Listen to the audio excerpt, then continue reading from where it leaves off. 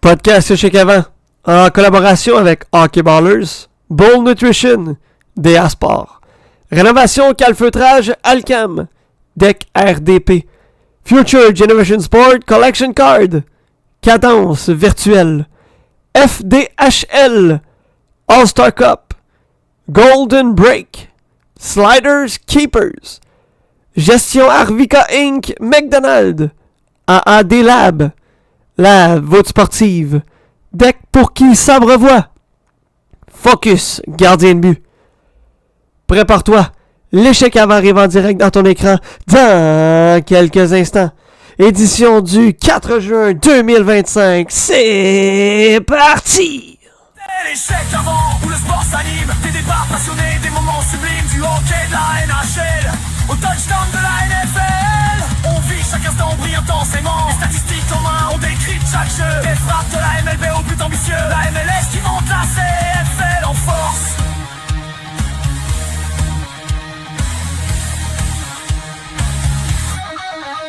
Chaque discipline nourrit nos échanges, nos ressources. C'est plus qu'un micro, c'est un rendez-vous. Une équipe, une passion, un esprit fou. On plonge dans les faits, on questionne, on apprend. L'échec avant, c'est le sport différent.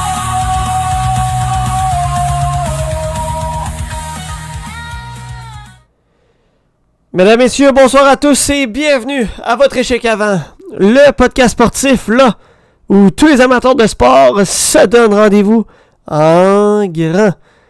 Édition du 4 juin 2025, un retour après plusieurs jours d'absence. Ce soir, 3 segments pour vous. Segment qui devait débuter à 20h, pardonnez-nous le retard. Eh bien, c'est celui de la LNH où on revient sur les présentes séries dans la Ligue nationale et on met la table pour notamment la finale de la Coupe Stanley qui a débuté là il y a déjà quelques minutes.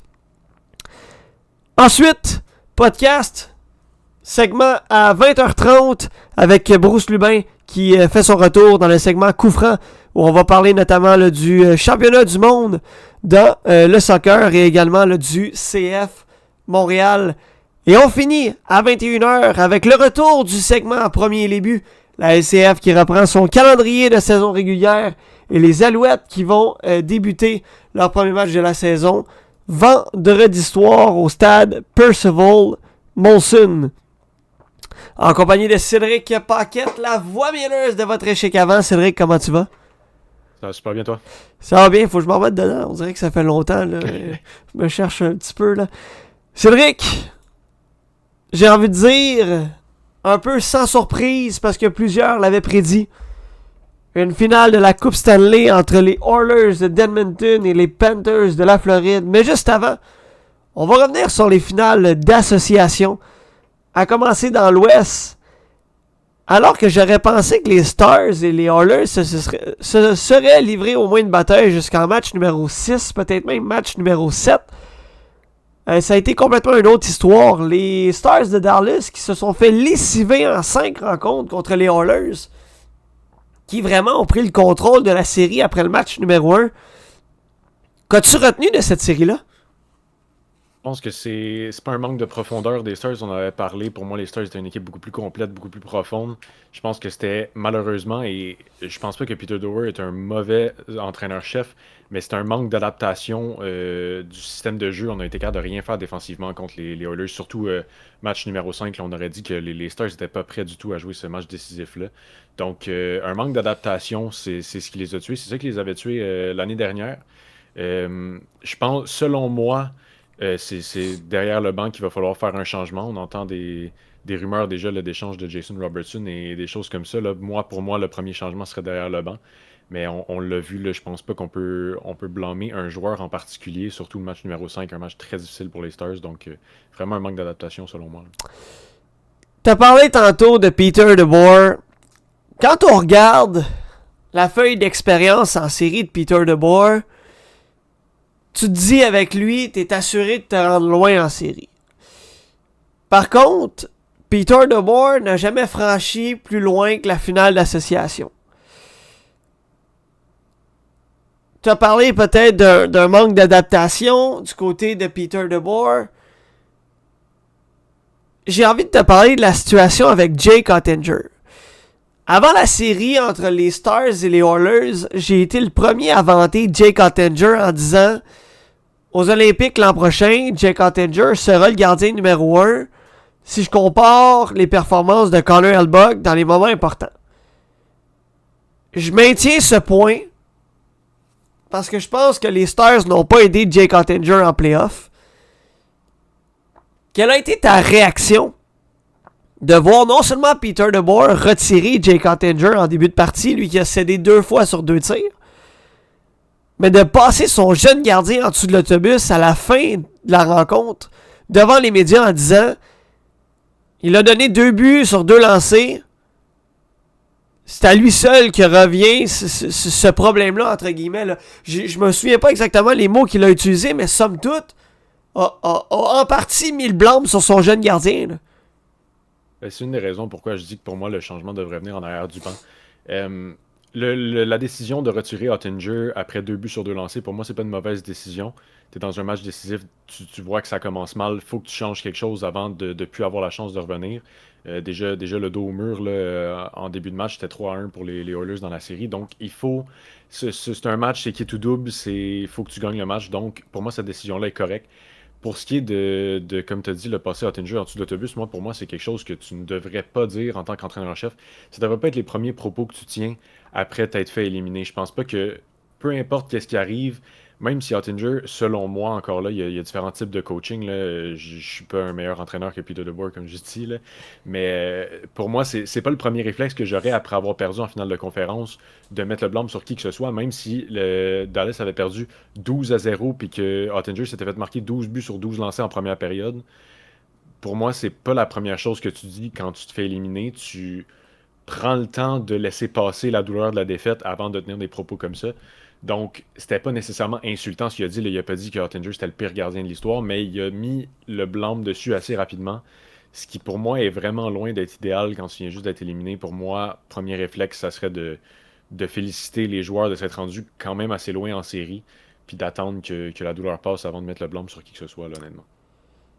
Les Stars qui ont souhaité avoir le retour de Jamie Benn et Matt Duchene la saison prochaine.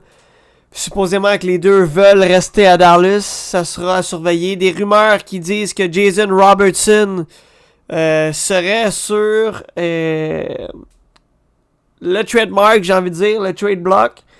Des rumeurs là, qu'on voudrait peut-être l'échanger. Jason Robertson est encore jeune. Qu'est-ce que tu as pensé de ces séries? Il n'y a pas eu des mauvaises séries. Je pense qu'on l'avait un peu décrit comme un joueur qui disparaît un petit peu plus en série dans les dernières années. Je pense que cette année, c'était probablement ses meilleurs, pas nécessairement les plus hauts totaux de points, mais il a été visible sur la patinoire, je pense, plus que les 2 dernières saisons en série. Allons du côté de la finale de l'association de l'Est. Alors que les Panthers affrontaient la Caroline, et on connaissait l'antécédent des Hurricanes en finale de l'association, et c'est pas une feuille de route qui est positive pour la Caroline. Et on l'a vu encore cette saison. Les Panthers l'ont emporté en 5 parties. Et j'ai envie de dire encore une fois que les Hurricanes ont manqué le bateau. Rob Brindamour a mentionné, je crois que c'est en milieu de série, que Jordan Staal ne pouvait pas être éternellement l'un de ses meilleurs joueurs. Il fallait être capable de compter sur l'effectif global. La Caroline a misé sur un jeune noyau dès le départ. On a vu des changements lors des playoffs. On a vu la Caroline asseoir Kotkaniemi dans les estrades. On a vu des changements au niveau des gardiens. On a tout essayé. Les Panthers ont été les Panthers. Qu'est-ce que tu retiens de cette série-là? Et je te demanderai pas si tu es surpris de voir la Caroline avoir été sortie aussi rapidement, mais qu'est-ce qu'on doit faire dans les prochaines saisons? Qu'est-ce qu'on doit apporter du côté de la Caroline pour être capable de au moins compétitionner à ne pas être nécessairement sorti après 5 parties. C'est ce qui est difficile avec les Hurricanes, c'est que je vois pas tant. Ils ont un bon corps défensif, ils ont un beau noyau d'attaquants avec des jeunes joueurs pleins de talent. C'est mystifiant là, de les voir s'effondrer en finale de conférence à chaque fois qu'ils se rendent. C'est presque la même situation que les Maple Leafs en première ronde. On dirait que peu importe les changements apportés, les joueurs qui sont là, il y a un problème de culture, mais encore là, tu sais, c'est une équipe qui est capable de se rendre assez loin dans les séries. C'est juste rendu en finale de conférence que ça s'arrête tout d'un coup. Je sais pas si c'est un problème de pression ou quoi que ce soit. Je pense qu'il y a certains ajouts qu'on pourrait faire. Tu sais, c'est certain que quand on regarde la production de Stankoven, c'était rien de mauvais, mais quand on pense que Rantanen aurait pu être là, tu sais, c'est un gros plus. On a vu qu'est-ce qu'il a apporté aux Stars cette saison en séries éliminatoires. Donc, je pense qu'il y a certains joueurs aussi qui peut-être performent un peu moins qu'on pourrait penser. Là, tu sais, quand Svechnikov est arrivé, on voyait en lui un marqueur de 40, peut-être 50 buts. C'est pas rendu là encore. Donc, peut-être qu'il y a certains joueurs avec qui on voit trop de potentiel.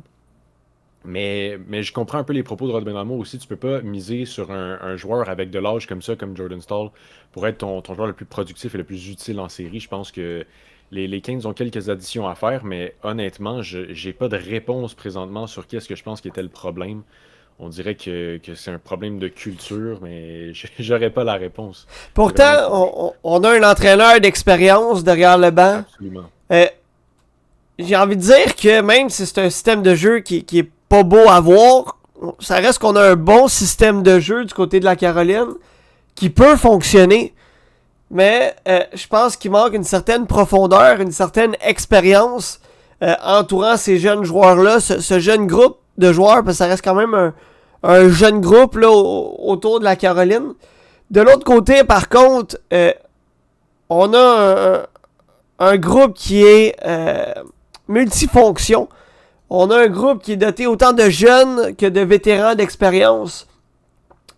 On peut parler de gars comme Sam Bennett, des gars comme Brad Marchand, des gars comme Seb Jones, des gars comme Nate Schmidt. On en a plusieurs là, dans la formation. Puis je parle pas juste de joueurs de premier plan, ça peut être des gars de soutien, de seconde main. Les Panthers qui ont été les Panthers et qui pour une troisième fois de suite se rendent en finale de la Coupe Stanley.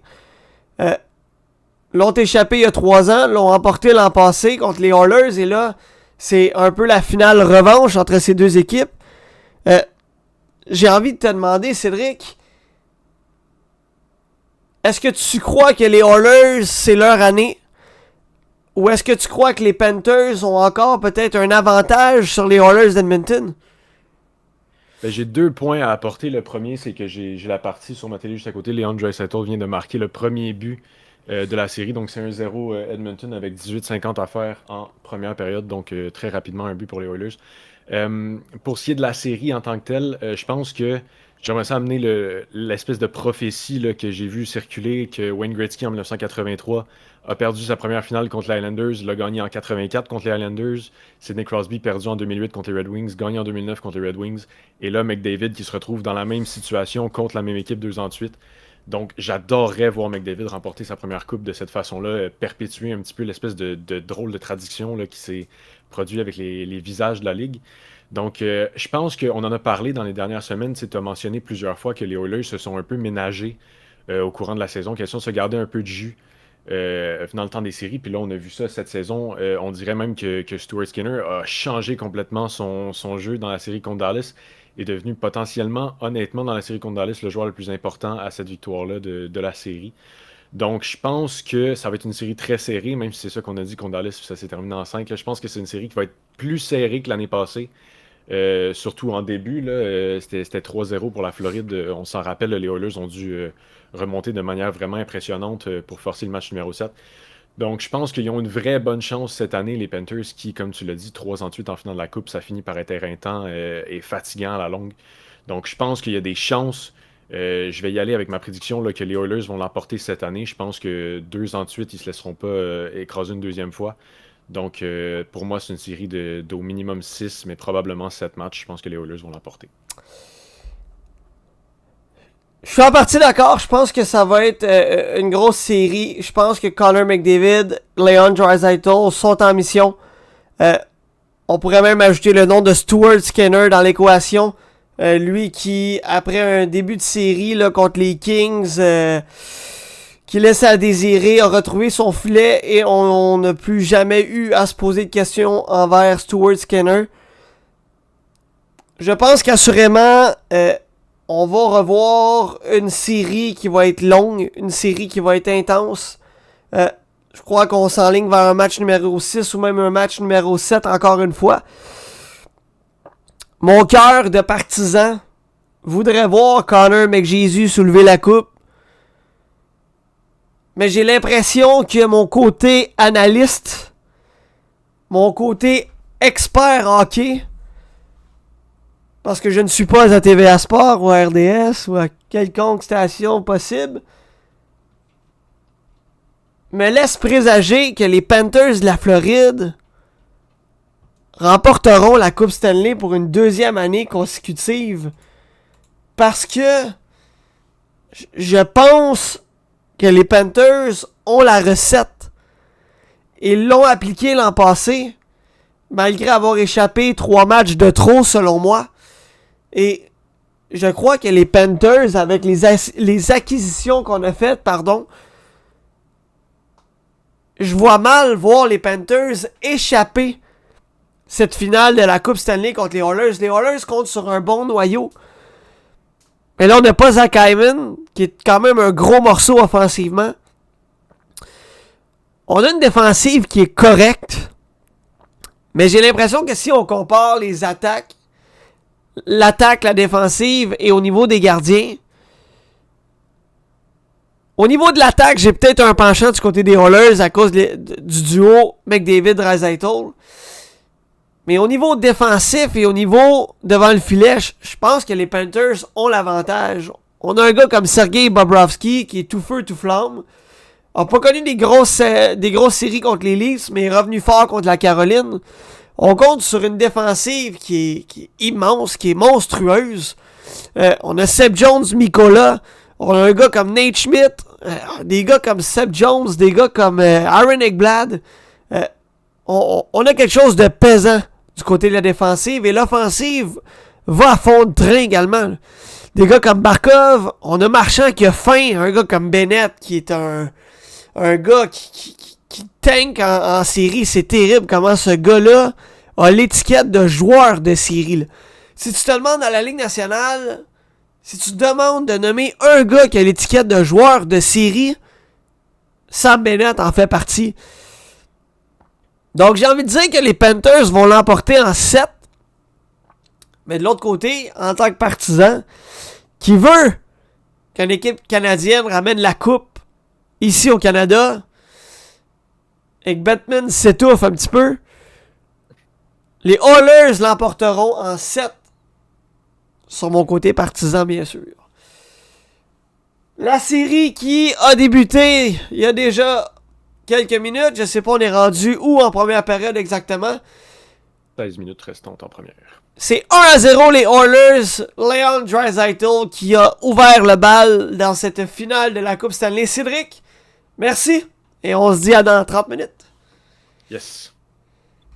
Mesdames, messieurs, il fait son retour parmi nous pour parler de positif et de négatif. Bruce Lubin, micro activé. On va parler de la Ligue des champions. Et on va parler d'une équipe qui ne sont pas des champions. Le CF Montréal. On a beaucoup de sujets entourant le CF Montréal. Mais juste avant, Bruce Lubin, comment vas-tu? Bonsoir à toi, mon cher Marc-Olivier. Comment ça va ce soir? Ça va bien. Là, je te vois un petit peu flou. Je sais pas si c'est un problème là, au niveau de la caméra. Le son est potentiellement correct, mais on te voit un petit peu flou. Là. Ok, juste un petit instant. Ah, voilà. Voilà. Voilà, comment ça va? Est-ce qu'on m'entend bien? On t'entend très bien, on te voit bien. On est prêt maintenant à critiquer le CF Montréal. Non, on n'est pas rendu là encore. Moi, là, je vais être honnête. J'étais pas le gars le plus allumé à me dire on va faire un segment soccer cette semaine.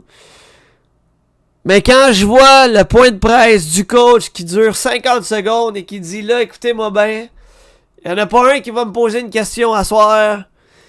Je vais m'abstenir de dire ce que je pense parce que je veux être derrière le banc au prochain match. Voici les faits. On a été ci, on a été ça. Merci, bonsoir, je m'en vais. J'ai dit ça, c'est du bonbon. J'ai pas le choix. Il faut qu'on ramène le segment. Notre boy Nicolas n'est pas là. Je suis pas mal sûr qu'il aurait aimé être là. On le salue. Bruce, on commence avec la Ligue des Champions. Il y a beaucoup de stock à parler. Je te donne... vas-y, c'est à toi. Ben, écoute, le Paris Saint-Germain qui finalement finit par gagner la Ligue des Champions, je suis vraiment heureux parce que c'est mon club, ma ville. Je suis vraiment heureux de ça. Une victoire assez claire, assez nette et sans bavure de 5-0 contre l'Inter Milan. Des buts de Achraf Hakimi à la 12e minute, ce qui démarre le match très très bien. Et on a vu dès le début du match que les Parisiens étaient en contrôle du match, en offensive dès le début du match. Et justement, Ousmane Dembélé qui a couru après le ballon et après Yann Sommer pendant toute la rencontre du pressing offensif. Pendant toute la rencontre, Désiré Doué, ce petit jeune de 20 ans, 20 ans, 2 buts, une passe décisive en finale de Ligue des Champions. Et oui, mesdames et messieurs, ce Désiré Doué, joueur français, n'est plus à rencontrer. Ce gars-là, waouh! Et le Géorgien Visha Kvaratskhelia qui continue à être surpuissant vient faire 4-0 à la 73e minute. Et le petit jeune, le Titi parisien, Seny Mayoulou, qui scelle l'issue du match, 86e minute, score net et sans bavure de 5-0. Les Parisiens qui remportent finalement la Ligue des Champions. Et comme j'ai dit tout à l'heure, que c'est beau pour ce club qui a tant souffert dans les dernières années. J'ai envie de te demander, on l'attendait depuis des années, cette victoire du Paris Saint-Germain en championnat comme ça. Ça a été une victoire historique, on l'a vu, là, ça a fêté fort là-bas. N'eût été de la victoire qui a été écrasante de la part du Paris Saint-Germain. As-tu été surpris du fait que le Paris Saint-Germain a été autant en contrôle? Parce que 5-0 dans un match de soccer, c'est déjà quelque chose, mais de dire que tu es en finale de la Ligue des Champions et que tu gagnes avec une telle assurance, est-ce que tu as été surpris? Ben, en fait, c'est simple. Déjà, de 1, justement, ce score-là ne s'est jamais vu en un tel écart en finale de Ligue des Champions. Déjà, de 1, c'est un record. De 2, surpris de la façon dont ça s'est joué, de la façon dont les Parisiens ont démarré et ont entrepris le match. Oui, mais le truc est que on sait très bien qu'avec un Luis Enrique, qui est le coach parisien, qui est un entraîneur de possession, et que il veut absolument que ses joueurs aient la possession pendant toute la rencontre, et qu'au final, ils aient dominé autant avec un 60% de possession. C'est simple, avec les Paris Saint-Germain, Luis Enrique a constamment 60% de possession et plus à chaque match de Coupe d'Europe. C'est rare qu'il soit en dessous de 60%. Donc, ce qu'il veut, c'est que ses joueurs démarrent le match comme ça. Après, le truc, c'est que 5-0 comme ça est aussi entreprenant dès le début du match. Quand même surpris, oui. Mais avec des joueurs de qualité comme ça, et malgré tout, parce qu'on a parlé de Kylian Mbappé l'an dernier et durant toutes ces années où justement le Paris Saint-Germain en attaque avec des stars, comme on peut les appeler comme ça, a souffert et que maintenant, techniquement, il a un collectif plutôt que des stars et que on voit ce que ça apporte cette année. Je suis pas surpris de comment joue Paris, je suis plus surpris du score. Qu'il y ait une facilité à avoir mis 5-0 comme ça en finale, mais du style de jeu, je sais que c'est bon Paris Saint-Germain et on est constamment monté en puissance à partir du match face à Manchester City un peu plus tôt durant la saison, parce que ça, des joueurs ont dit que ça a été le déclic cette saison pour le Paris Saint-Germain et pour le plus grand bonheur des supporters, ce Graal, cette Ligue des Champions qu'on attendait tant. Alors voilà le Paris Saint-Germain qui est sacré champion après une victoire plus que convaincante. Est-ce que tu voulais ajouter autre chose là en lien avec ça, ou on passe directement là au fameux CF Montréal? Ben là, juste justement les compétitions européennes qui se sont terminées aussi. Là, il y a la Coupe du Monde des clubs qui arrive dans moins de 2 semaines, justement. Donc, le Paris Saint-Germain va faire partie de cette Coupe du Monde des clubs, puisqu'ils ont réussi à se qualifier via leur championnat aussi. Donc, il va y avoir des clubs comme le Real Madrid. Il va y avoir des clubs des États-Unis aussi, des clubs mexicains. Il y a notamment un match de prévu avec Botafogo, qui est un club brésilien. Donc, ça va être vraiment des beaux matchs. C'est aux États-Unis que ça se passe. Donc, à partir du, je pense, 15 ou 16 juin. Ça va vraiment être une belle compétition. Il y a l'Atlético, le Real Madrid, le Bayern, le Paris Saint-Germain, plusieurs clubs comme ça. Il va y avoir aussi la finale cet été de la Supercoupe d'Europe qui va être entre le Paris Saint-Germain et Tottenham. Encore un club anglais d'ailleurs qu'on réussit à battre cette année pas mal. On a battu justement Manchester City, on a battu Liverpool, on a battu Newcastle et on a battu Arsenal avant de battre l'Inter Milan qui est un club italien. Donc les clubs anglais quand même ça nous réussit cette année. Donc voilà, on peut passer au CF Montréal maintenant. Lorsque vous ouvrez la page de RDS et cliquez sur la MLS, sur le logo du CF Montréal, on voit un article avec le titre suivant. Une demi-saison du CF Montréal qui donne des mots de tête. Le CF Montréal a présentement une fiche de 1, 11 et 5. Le CF Montréal est présentement à la risée de la MLS. Si on recule il y a plusieurs semaines, Joey Saputo a donné une entrevue.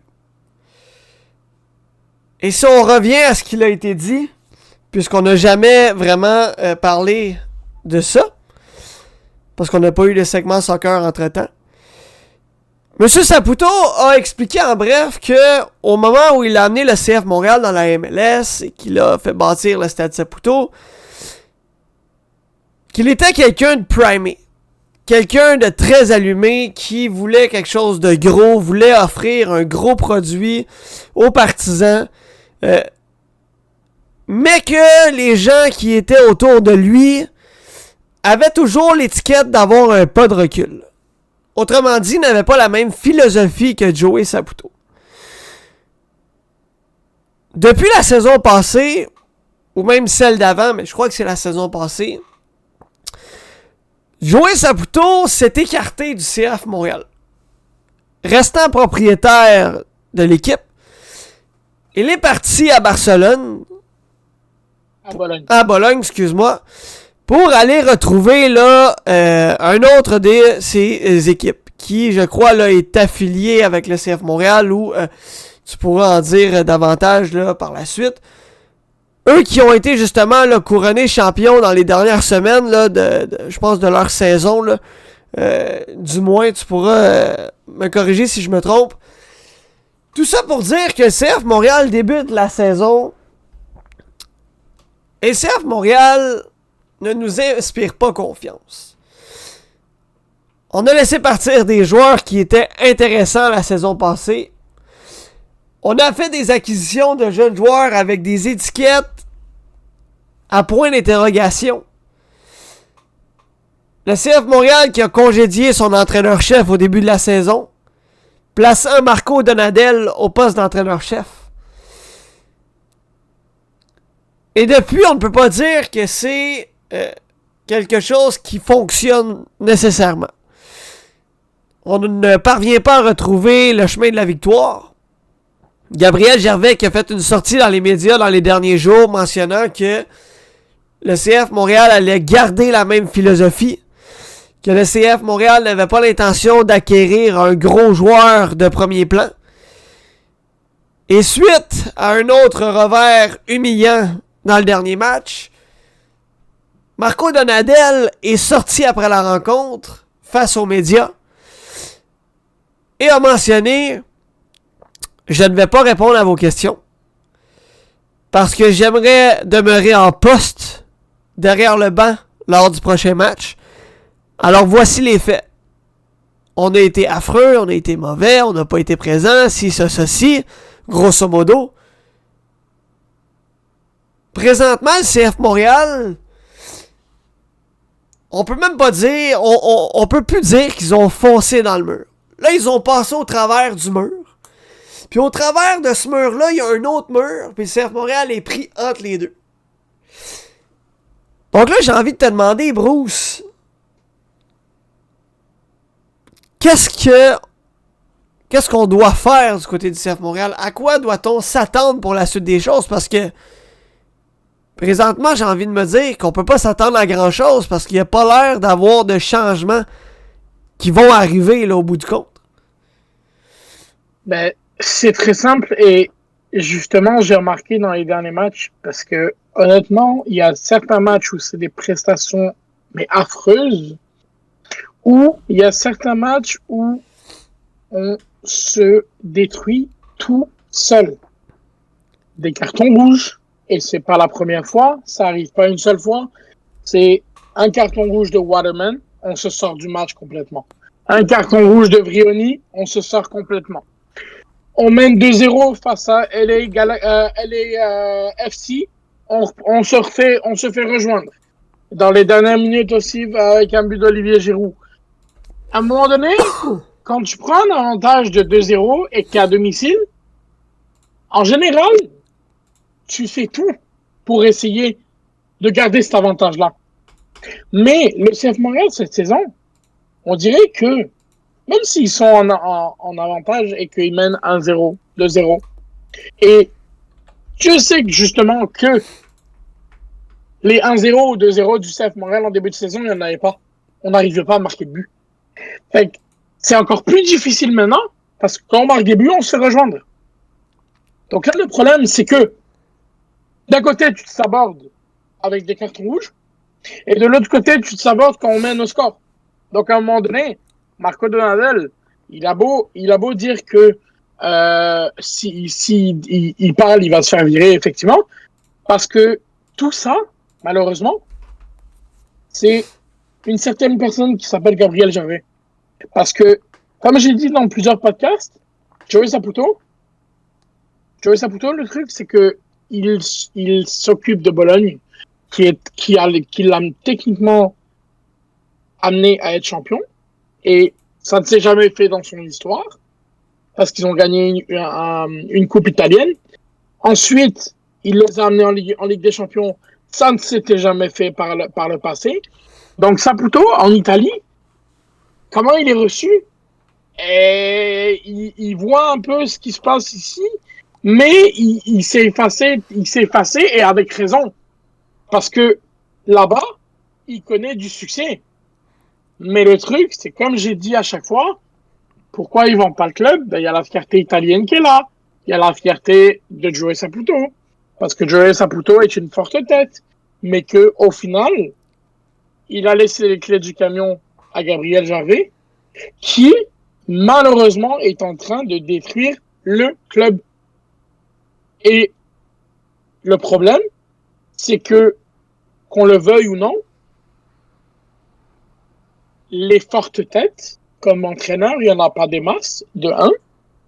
Et de 2, pour un projet pareil, où des joueurs que tu fais partir alors que ils t'aidaient à tes souhaits, ils t'aidaient du moins que genre ils faisaient le maximum, mais que au final tu les retiens pas, alors que par exemple à Joseph Martinez où tu as besoin de marquer des buts, tu le laisses partir comme ça, alors que techniquement, et je dis bien techniquement et tactiquement, c'est lui qui t'amène en série, et qu'au final, même en série, c'est lui qui marque, il y a un certain problème à se dire. Il y a quelque chose à se dire. Parce que encore un entraîneur qui est parti, qu'ils ont libéré, qu'ils ont licencié techniquement. Ça va être quoi la prochaine excuse? Ça va être quoi la prochaine excuse pour Marco Donadel? C'est un ancien du CF Montréal de l'Impact. Mais honnêtement, combien de temps il va lui laisser encore? Mais là, on va se le dire, là. Que tu viennes à congédier, en passant présentement, les Panthers de la Floride viennent de prendre les devants 2-1. Brad Marchand qui vient de donner les devants à la Floride en avantage numérique, avec 7 minutes 20 à faire en première période. Je vous rappelle que vous êtes sur le podcast chez Cavant, podcast du 4 juin 2025, en direct, présentement, segment coup franc, où on parle de l'actualité soccer, où on a parlé de la Ligue des Champions, la victoire du Paris Saint-Germain, et là, on est en train de parler du CF Montréal.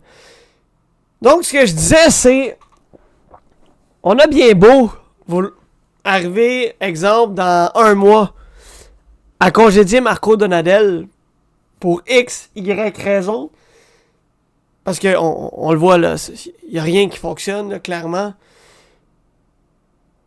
Mais d'amener n'importe quel entraîneur ici, dans 1 mois, 2 mois, 3 mois, l'effectif reste le même. D'amener n'importe quel entraîneur ne va rien changer. Selon moi, que tu amènes l'entraîneur de la FIFA le plus expérimenté derrière le banc du CF Montréal, je suis persuadé que ce gars-là, dans 6 mois, va remercier Gabriel Gervais et va lui dire « Mon gars, il n'y a rien à faire ici. Là. On n'a pas d'effectif. On n'a personne pour traîner cette équipe-là. » Dans le passé, on avait des gars comme... Et là, je vais loin, là. On avait des gars comme Marco Di Vaio. On avait des gars comme Drogba. On avait des gars comme Nacho Piatti. On avait des gars clés comme ça qui étaient capables de traîner l'équipe sur leur dos. Présentement, au moment où on se parle,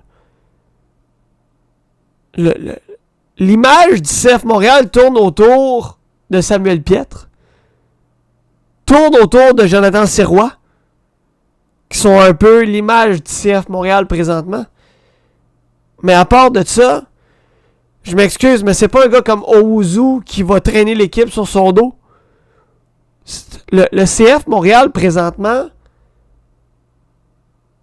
n'a rien à donner en termes de compétition, n'a rien à donner en termes de spectacle, et on a des dirigeants en Gabriel Gervais qui clairement avancent les yeux fermés. Que le gars ait une philosophie en tête, je suis prêt à l'accepter. Mais quand tu n'es pas prêt à apporter les besoins nécessaires à ton club, c'est là où on a un problème. Mais tu parles de philosophie, j'aime bien, fine. Mais là, c'est juste que c'est tout en désordre. Il n'y a aucune philosophie. On est en train de parler... Clairement, tu dis il n'y a pas de philosophie. Clairement, il y en a une, parce que Gabriel Gervais maintient le point qu'il veut garder cette philosophie. Mais quelle est la philosophie? La philosophie de Frencher un mur? Parce que là, je veux dire, le CF Montréal, ils sont des professionnels là, pour Frencher des murs. Là.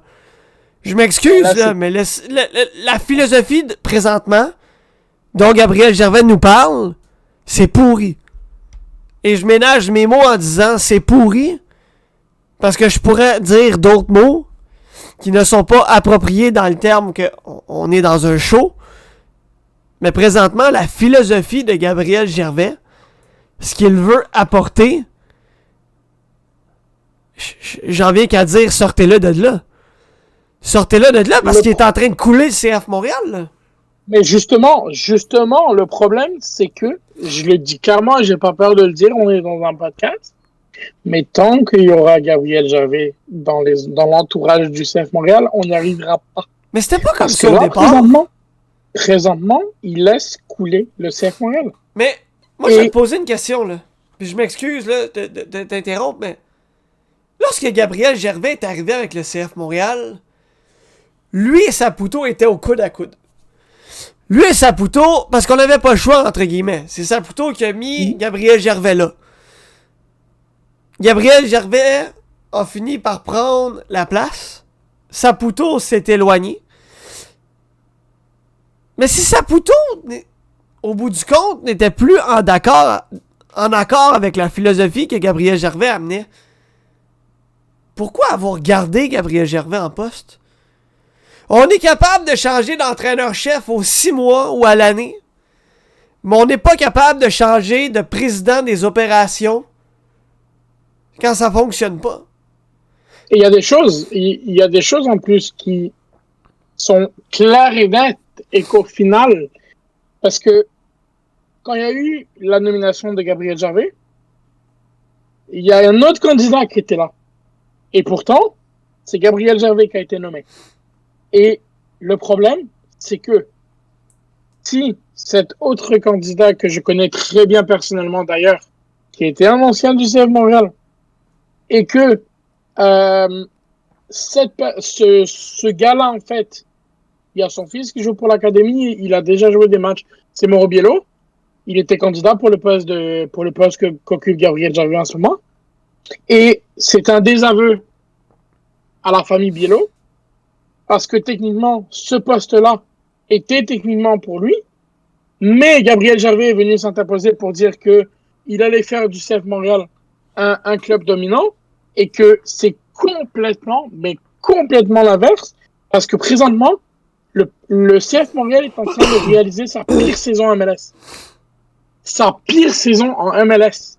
Et ça se fait alors que Saputo a laissé les rênes à Gabriel Gervais.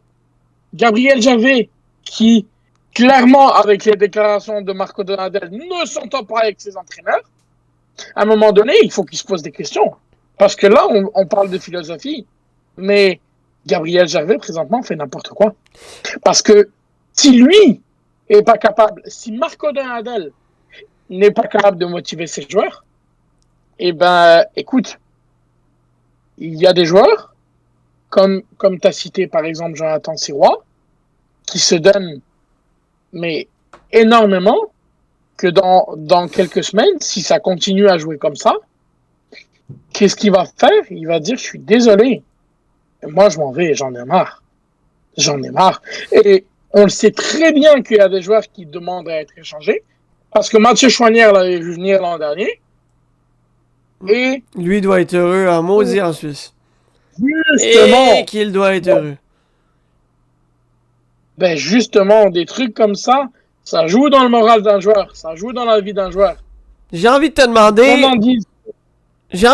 et j'ai l'impression de connaître déjà la réponse avant de la poser, mais je la pose quand même. Joey Saputo a, entre guillemets, accompli sa mission. Voulait un championnat avec son équipe là-bas, en Bologne. C'est mission accomplie. Le CF Montréal est en mode panique présentement. Présentement, on a appuyé sur le bouton panique. Est-ce que tu pourrais t'attendre à voir Joey Saputo revenir éventuellement ici et procéder à un ménage? Ben, moi honnêtement, il faut qu'il le fasse. Est-ce qu'il va le faire là, selon toi? Le truc... T'as parlé de fierté tantôt. T'as parlé de l'orgueil, de la fierté du côté italien de Joey Saputo. Va-t-il vraiment laisser cette équipe-là pourrir en bas? Il n'a pas le choix, là. Il doit revenir ici, là. Il n'a pas le choix, là. J'espère pas, parce que là, le problème, c'est bien beau de dire que ils ont un club et tout. Le problème, c'est que là, les supporters vont au Stade Saputo pour voir de la merde. Je suis désolé. C'est terrible. Je comprends pas que les gens payent pour aller voir le CF Montréal. Je paierais même pas 25$ pour un billet pour aller voir le CF Montréal. J'aurais l'impression de faire un don. J'ai des amis qui sont abonnés, ok? Et je parlais avec eux samedi dernier. Ils sont partis au bout de la 55e minute. Et ils sont abonnés de saison. Ils ont des billets de saison. Il m'a dit, j'en ai assez vu. C'est Il m'a dit terrible. j'en ai assez vu. C'est terrible. C'est terrible. C'est probablement... Pis ça me fait mal de dire ça, mais... C'est probablement présentement la pire organisation montréalaise que j'ai vue depuis des lunes. On a déjà connu une mauvaise passe avec les Alouettes dans les dernières années, mais je pense qu'on n'a jamais été aussi bas que ce que représente présentement le CF Montréal. Là. C'est catastrophique. Là. On est venu en MLS pour offrir un bon show, pensant qu'on était capable de compétitionner. On l'a fait pendant un certain temps, sans jamais aller jusqu'au bout, mais on a été capable d'offrir un bon spectacle. Mais présentement, le seul show qu'on est en train d'offrir, c'est de creuser notre propre tombe. C'est terrible. J'ai l'impression que c'est un jeu pour Gabriel Gervais, en fait, parce que là, il se dit, ouais, je suis un ancien, c'est historique et tout. Mais après, Saputo lui a donné les clés du camion, comme on dit. Mais là, si c'est ça, ton remerciement pour Saputo, pour t'avoir laissé les clés du camion, c'est problématique, disons, parce que là, on est dernier de l'association, on est dernier de l'Est et avant-dernier de la Ligue. Gabriel Gervais, on est au mois de juin. On n'a pas encore la mi-saison qui est complétée, je pense. On me dit qu'il boit un gin présentement. Là. Gabriel Gervais, réveille-toi. Parce que les supporters, le 16-42, à un moment donné, je sais qu'ils en ont marre. Je connais certains du 16-42. Ça durera pas longtemps si ça continue comme ça. Parce que là, c'est bien beau de faire le genre, s'il y a un super match à aller voir au Stade Saputo samedi et tout. Mais si tes joueurs sont pas capables d'être motivés pour des matchs contre Forge, qui est une division en dessous, imagine contre des premiers. Ils se sont fait massacrer contre l'Inter Miami. À un moment donné, je veux bien que des Messi et compagnie soient des grands joueurs, mais tu peux pas offrir une telle prestation. C'était risible. Je veux dire, Luis Suarez et Lionel Messi, ils rigolaient de la défense montréalaise. Et à un moment donné, je veux bien que tu offres de l'opposition, mais même des joueurs comme Nesta arrivés en fin de carrière. Et attends, Nesta, il a pris la fin de carrière à Montréal. Hein. Il a pris sa retraite à Montréal. Donc le gars, même ce gars-là, qui était en fin de carrière, mais littéralement, il était fatigué et tout. Même ce gars-là, il défendait mieux que tes joueurs jeunes. Donc à un moment donné, il faut se poser des questions. 100%. Assurément. Et la question dont tout le monde se pose, c'est que fera le CF Montréal dans les prochaines semaines? Parce que présentement, on me dit que leur terrain là, pour les enterrer a été acheté. Il reste juste à creuser, puis on est prêt là. Sincèrement, t'as parlé du 16-42, j'ai l'impression que bientôt ce sera plus des pétards qui vont péter, mais des bombes qui vont sauter. C'est hallucinant pour vrai. Je me pose encore la question du comment les partisans se rendent là match après match. Je paierais même pas 25$ pour aller voir le CF Montréal. On me donnerait des billets que j'irais même pas. C'est terrible. Ça fait juste mal au cœur. Puis regarde, j'avais reçu un courriel et tout. Puis les membres recevaient des courriels pour je pense que c'était la fête des mères. 8 piastres le billet, c'est comme... Trop cher. Ils sont tombés si vaccins. 8 piastres, c'est trop cher. Rendu là, je vais aller voir les Panthers en Floride pour 20 piastres, m'avoir 2 drinks, un popcorn, puis la game. Hey, pour voir ce niveau-là... Le billet d'avion va coûter cher, mais le 8 piastres va être bien investi. Bruce, merci beaucoup, et on se dit potentiellement la semaine prochaine. C'est bon. Il est de retour avec nous, la voix mielleuse de votre échec avant, mesdames, messieurs. Et oui, Cédric. Ah là là, moi quand on parle du CF Montréal, là, c'est toujours le fun, mais en même temps c'est enrageant, ça n'a pas de sens. Quelles sont tes impressions quand tu t'entends parler du CF Montréal? Je peux pas dire que je le suis assidûment du tout, mais ça me rend triste pour les partisans de Montréal de voir leurs fiches de victoires et de défaites qui passent sur tous les comptes de sport que je suis, là, comme RDS et ces choses-là. Là. Ça me rend triste pour les partisans, honnêtement. C'est pas un produit qui qui est présentable, tout simplement. Là, on parle d'un dossier de 1, 11 et 5 à leurs 17 derniers matchs. C'est totalement incroyable.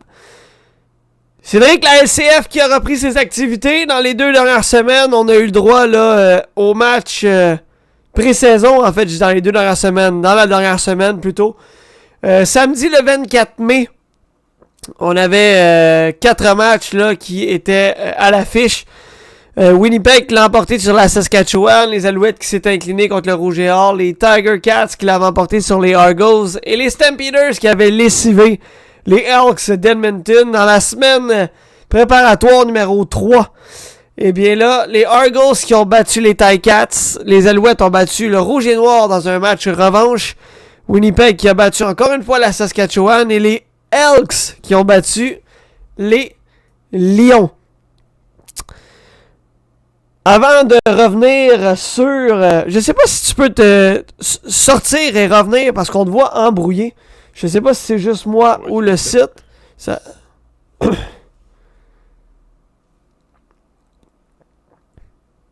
Ça a-tu changé quelque chose? C'est encore embrouillé, mais probablement que ça doit être juste mon internet parce que sur le OBS, on ne te voit pas embrouillé. Fait qu'écoute, on va poursuivre ainsi. Bruce, ça a fait ça tantôt, il s'est déconnecté, il est revenu, puis ça a marché, mais bon. J'essaie de changer le focus de ma caméra, mais ça semble pas... Bon, sinon c'est pas plus grave que ça, là. Parce que ça change pas grand-chose. Ça a pas l'air d'être le cas là, sur le live, donc c'est correct.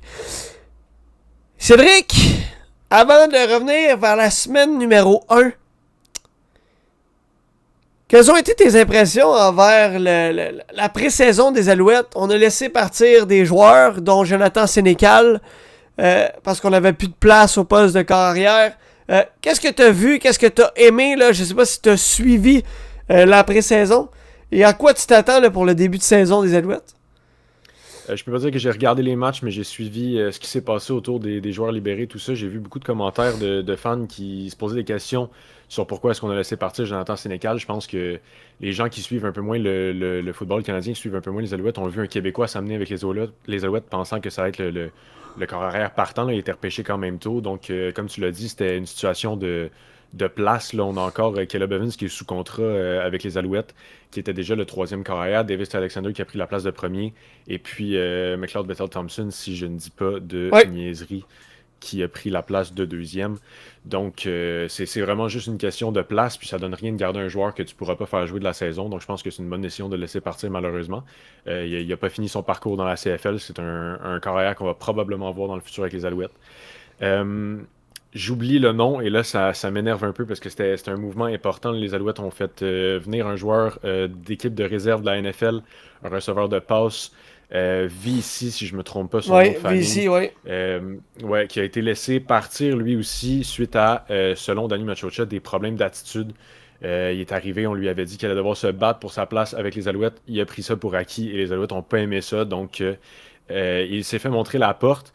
Puis un autre release qui a été assez surprenant et intéressant, c'est on a laissé partir Walter Fletcher, donc le demi-offensif Walter Fletcher, le porteur de ballon, pour laisser place à Sean Thomas Erlington, qui en est à sa 2e saison, je ne me trompe pas, avec les Alouettes, qui était le 2e porteur de ballon l'an passé. Donc on en a 2 autres dans la rotation des Américains qui, selon les rapports de pré-saison, pourraient très bien faire le travail. Donc on a décidé de désigner Sean Thomas Erlington comme étant le premier pour le début de la saison, mais c'est quelque chose qui pourrait changer.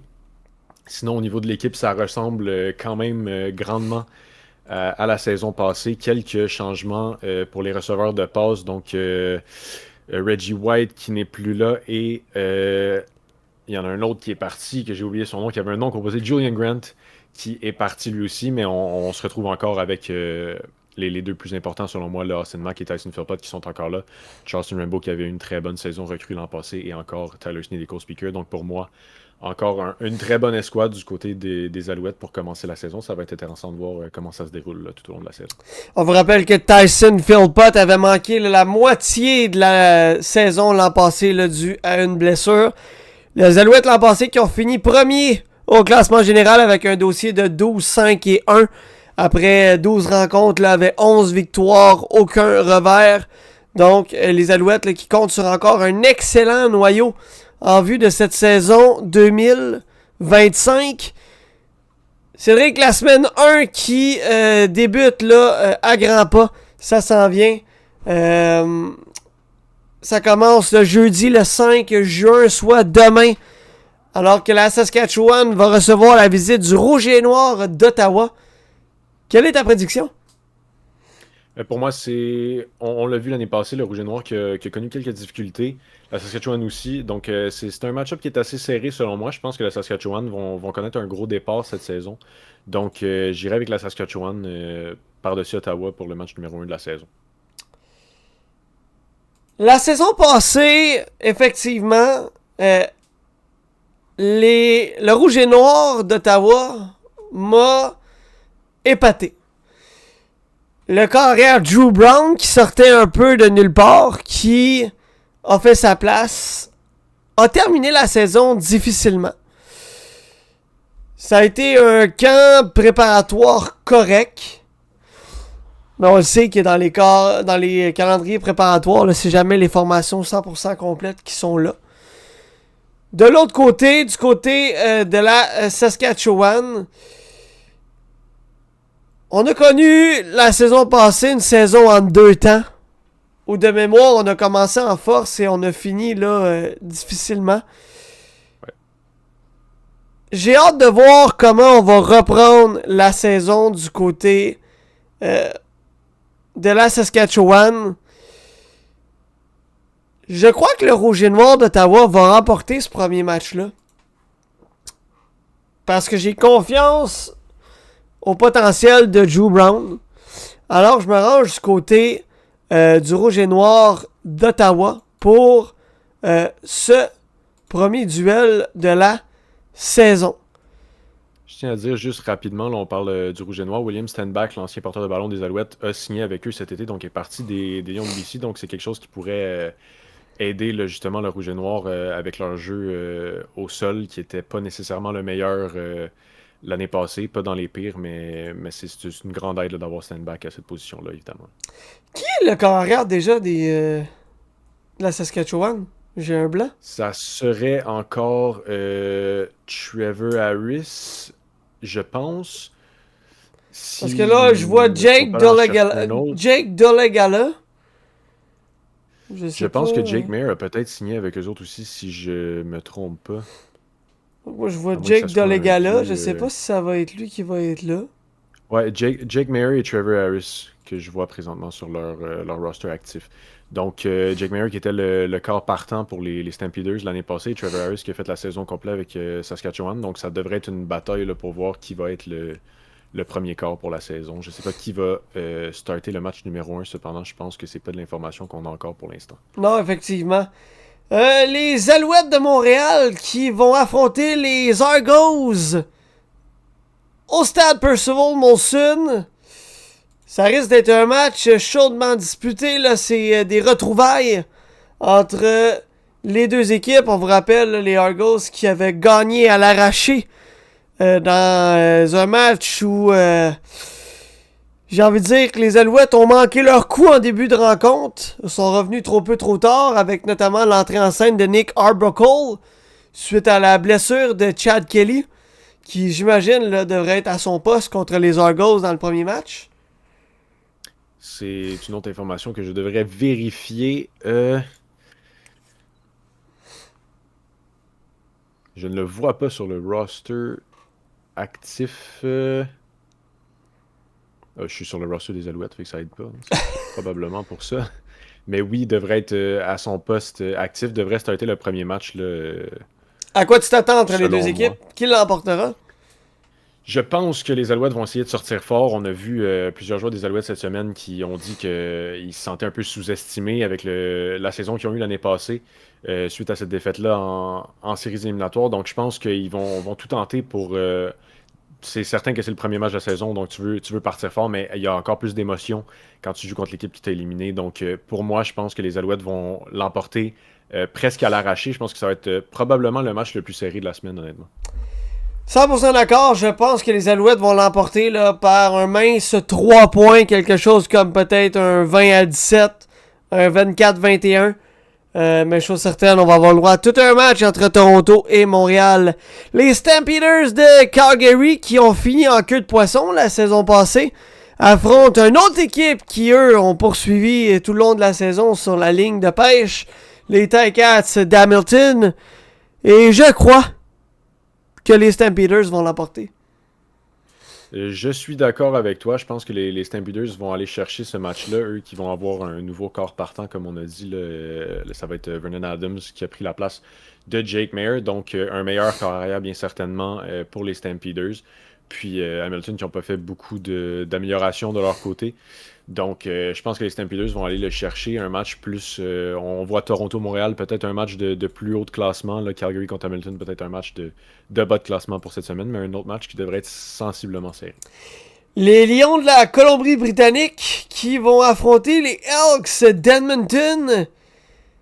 Et là, j'ai comme un doute à me demander qui va remporter ce match-là. Parce que, d'un côté, on a les Elks qui ont connu une bonne fin de saison la saison passée. Et de l'autre, on a une équipe en la Colombie-Britannique qui ont connu un excellent début de saison. Une autre moitié plus difficile parce que Vernon Adams s'est blessé. On avait Jeremy Masoli au poste de carrière et on avait également là... je recherche le nom. Nathan Rourke. Nathan Rourke, exactement. À quoi tu t'attends de ce match-là? Et je pense que les Elks vont avoir pris un bon step, comme tu as dit, une belle fin de saison. Là, on a remplacé Bethel Thompson par Cody Fajardo dans l'échange là, qui a ramené Bethel Thompson à Montréal et qui a envoyé Fajardo donc, à Edmonton. Donc, je pense que ça va être plus serré que qu'est-ce qu'on pourrait penser si on regarde les saisons des deux équipes de la passée. BC qui est encore une équipe assez forte, mais comme j'ai dit plus tôt, William Stenbach qui est rendu à Ottawa, donc on perd un bon porteur de ballon. On perd quand même Vernon Adams de leur côté, Nathan Rourke qui a connu des difficultés l'année passée quand il est arrivé en relève justement à Vernon Adams. Donc je pense qu'Edmonton pourrait causer la surprise et remporter ce match-là dans la semaine 1. Ouais, je te suis. Donc de mon côté également, là, Edmonton. Donc de mon côté, le Rouge et Noir, les Alouettes, les Stampeders et les Elks d'Edmonton. Je crois que toi, de ton côté, c'était? Saskatchewan, Montréal, Calgary, Edmonton. Parfait. Donc, il y en a un de nous deux qui ne sera pas parfait après une semaine, puisqu'on a une prédiction différente. La semaine 1 qui prend son envol jeudi le 5 juin, soit demain soir à compter de 21h, alors que les Rouges et Noirs visitera les Rough Riders de la Saskatchewan. C'est ensuite vendredi le 6 juin que les Alouettes ouvrent le bal au stade Percival Molson alors qu'ils reçoivent les Argonauts de Toronto. Et samedi, pour couronner la semaine 1, Hamilton visite Calgary et tard en soirée, Edmonton visite la Colombie-Britannique. Les Lions qui seront les receveurs. Mesdames, messieurs, ce soir, 3 segments étaient à l'œuvre pour vous, notamment à 20h. Avec quelques minutes de retard, c'était le segment 100% LNH du haut de la passerelle où on est revenu sur les présentes séries dans la LNH. Présentement, après une période, les Panthers de la Floride qui mènent 2-1 sur les Oilers d'Edmonton. On vous rappelle l'unique marqueur, Leon Draisaitl pour les Oilers. Et ensuite, 2 buts coup sur coup, Sam Bennett et Brad Marchand pour les Panthers, dont un but en avantage numérique. Celui de Marchand qui donnait les devants 2-1 aux Panthers. Voilà la marque après une période de jeu.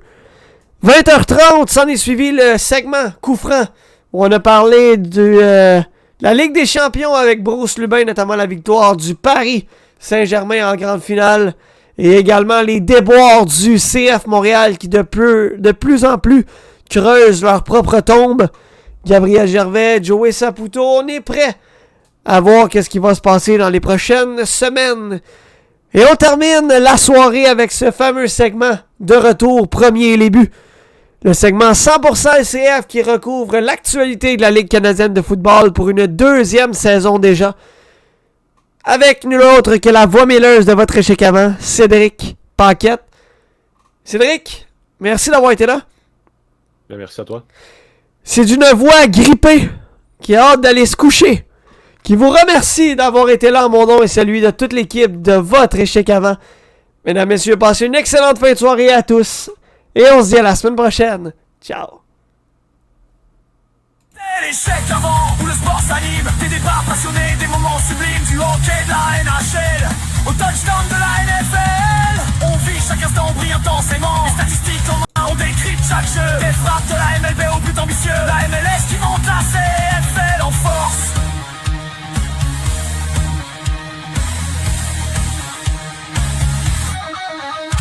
Chaque discipline nourrit nos échanges, nos ressources. C'est plus qu'un micro, c'est un rendez-vous. Une équipe, une passion, un esprit fou. On plonge dans les faits, on questionne, on apprend. L'échec avant, c'est le sport.